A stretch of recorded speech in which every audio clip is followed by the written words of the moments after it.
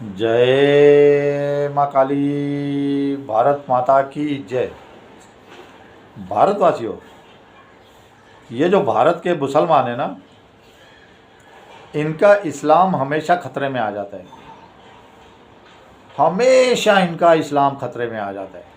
इस्लाम जब से बना 1400 साल पहले से, तब से खतरे में था, आज भी खतरे में है। और जब तक इस्लाम रहेगा तब तक वो खतरे में ही रहेगा। है ना हैरानी की बात। तो सनातनियों, इससे बड़ी खुशी की बात क्या होगी हमारे लिए कि मुसलमानों का जो पंथ है वो हमेशा खतरे में रहता है। खतरे में रहा, खतरे में है और खतरे में ही रहेगा जिंदगी भर। और सबसे बड़ी बात देखिए, हम नहीं कह रहे, ये सब खुद ही बड़े बड़े मुल्ला मौलाना कहते हैं कि इस्लाम खतरे में है, हर इस्लाम खतरे में है। लड़की ने हील वाली सैंडल पहन ली तो इस्लाम खतरे में आ गया। लड़के ने टाई पहन ली तो इस्लाम खतरे में आ गया। अगर लड़की का मुंह औरत का थोड़ा सा खुला रह गया तो इस्लाम खतरे में आ गया। वो देखिए, एक जिहादी ने, एक अपनी औरत ने थोड़ा सा वीडियो बना लिया, नाराज़ हो गई, शक्ल दिखा दी तो इनका इस्लाम खतरे में आ गया, उसको काट मार के फेंक दिया। और उससे ये बड़े जिहादी खुश होते हैं जब इनकी बेटी को, इनकी औरतों को ये जिहादी काट वाट के फेंकते हैं ना कि इसने बुर्का नहीं पहना, इसने ढंग से नहीं, इसका चेहरा क्यों नहीं दिखा, इसने ऊंची सैंडल। ये सारे मुसलमान दुनिया के बहुत खुश होते हैं। सोचिए, ऐसा इनका इस्लाम है, फिर भी ये इनका इस्लाम हमेशा खतरे में रहता है। इसके कई देखिए उदाहरण हैं। अब छोटा सा मैं बोल रहा हूँ, देखिए ईरान में चल रहा है सब दंगा फसाद। ईरान में सरकार ने कहा है 3500 लोग हमने मार दिए, जबकि बाहर निकल के आ रहा है कि 12,000 मार दिए, कोई कह रहा है 17,000 मार दिए। और अब खामनेई क्या कह रहा है? खामनेई कह रहा है अगर किसी ने भी सिर उठाया तो मैं उसका दायां हाथ बायां पैर काट के फेंक दूंगा और उनकी गर्दनें तन से जुदा कर दूंगा और फांसी पे लटका दूंगा। इतने कोड़े मारूंगा, इतने कोड़े बरसाऊंगा, इतने कोड़े बरसाऊंगा, इतने कोड़े बरसाऊंगा कि तुम्हारी चमड़ी तक उधेड़ लूँगा।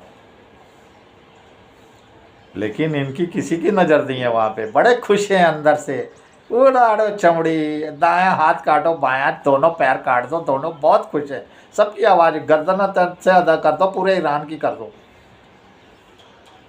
दंगा करो, महिलाओं को मारो काटो, कुछ नहीं, बड़े खुश है।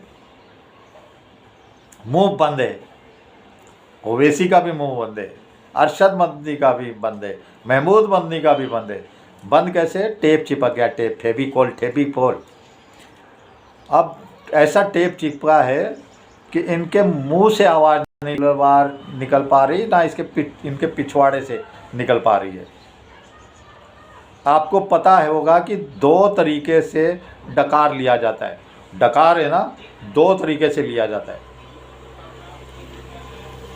एक डकार होता है मुंह से लिया जाता है, नई बात बता रहा हूँ। एक डकार मुंह से लिया जाता है और दूसरा डकार पीछे से लिया जाता है। समझे ना? ये दोनों डकार ही हैं, लेकिन अलग अलग जगह से लेते हैं।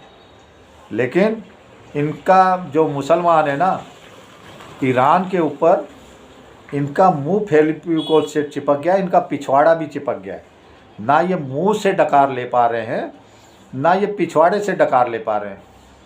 बहुत खुशी है मुझे, बहुत खुशी है। सारी दुनिया में मुसलमान एक दूसरे को काट रहे हैं, मार रहे हैं, वो मुँह बंद है। और जब इज़राइल का हुआ था तो आल आई गाजा, आल आई गाजा, आल आई फिलिस्तीन, आल आई गाजा, सारे दुनिया भर पे चिल्ला रहे थे। कितने बेशर्म लोग हैं, कितने शादी लोग हैं ये लोग। मतलब आप सोचिए, ईरान के ऊपर इनको मतलब नहीं दिख रहा, इनको गाजा के ऊपर दिख रहा था, इनको इज़राइल के ऊपर नहीं दिख रहा था। इज़राइल में देखिए 1200 लोगों को जगह पे मार दिया था इन्होंने, 1200 लोगों को।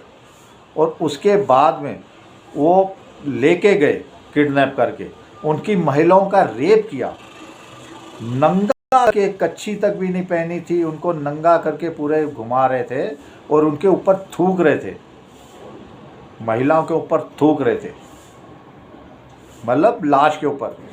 और सबसे बड़ी बात है, सबसे जो मुझे दुखी कर गई, अंदर तक झकझोर दिया था जिस बात ने, वो ये थी कि एक 3-4 महीने के बच्चे को, 3-4 महीने के बच्चे को इन्होंने ओवन में जिंदा जला दिया था। इन जिहादियों ने, इन मुसलमान आतंकवादियों ने जिंदा जला दिया था।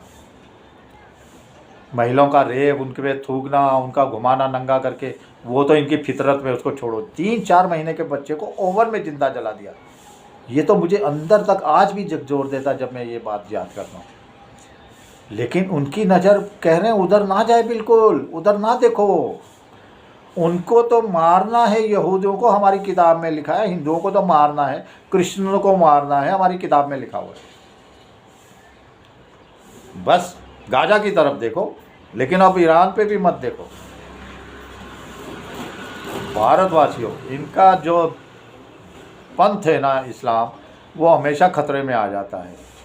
अब ये सारे जितने अरशद मदनी, महमूद मदनी, ओवैसी, जितने मुल्ला मौलाना है, सब मुंह बंद है ईरान के ऊपर। पूरी दुनिया में काट रहे, जितने मुस्लिम देश है एक दूसरे को मार रहा है। अभी नाटो बना रहा है, मुस्लिम नाटो बना रहा है। अरे नाटो वाटो पहले भी इन्होंने बनाया था, मुस्लिम आर्मी पहले से ही बनाई हुई है इन्होंने। मुस्लिम बम, इनके पास परमाणु बम पहले से ही, मुस्लिम बम ही बोलते हैं ये लोग पाकिस्तान के परमाणु, जबकि पाकिस्तान की औकात नहीं है उसे हाथ भी लगा जाए। अब दूसरी तरफ देखिए, फिर से इस्लाम खतरे में आ गया, इनका धर्म। आज जो नवाज शरीफ की पोती वोती की शादी हुई, तो उसने क्या किया कि भारतीय लहंगा चोली पहन ली, भारत से मंगा लिया। बोले बहुत सुंदर लगता है, मुझे अच्छा लगता है, तो मैं अपनी शादी पे वही पहनूंगी। उसने पहन लिया पाकिस्तान में, नवाज शरीफ की पोती ने जहाँ भी। तो इनका पूरा इस्लाम खतरे में आ गया भाई। इन्होंने कहा ये कैसे कर लिया तुमने, चोली कैसे पहन ली, घघरा चोली, तुम्हारे को तो शरारा पहनना है, मुसलमान तो शरारा पहनते हैं, मुसलमान तो चोली वोली पहनते नहीं हैं, ऐसे कैसे, मुसलमान तो घाघरा पहनते ही नहीं हैं, घाघरा चोली नहीं पहनना चाहिए, इस्लाम पंथ हमेशा खतरे में आ गया है, तुमने फिर खतरे में ले आए। इतने बड़े प्रधानमंत्री की पोती वोती जो भी है, उसने खतरे में डाल दिया इस्लाम पंथ को। बताओ कि घाघरा चोली उसने भारत से ले लिया, भारत का पहन लिया शादी वादी में, तो इनका इस्लाम पंथ खतरे में आ गया। सनातनियों, याद करिए हमारा धर्म कैसा है। हमारा धर्म ना कभी खतरे में था, ना खतरे में है। हमने तो 800 सालों तक इनसे मुकाबला किया, 200 सालों अंग्रेज़ों से मुकाबला किया।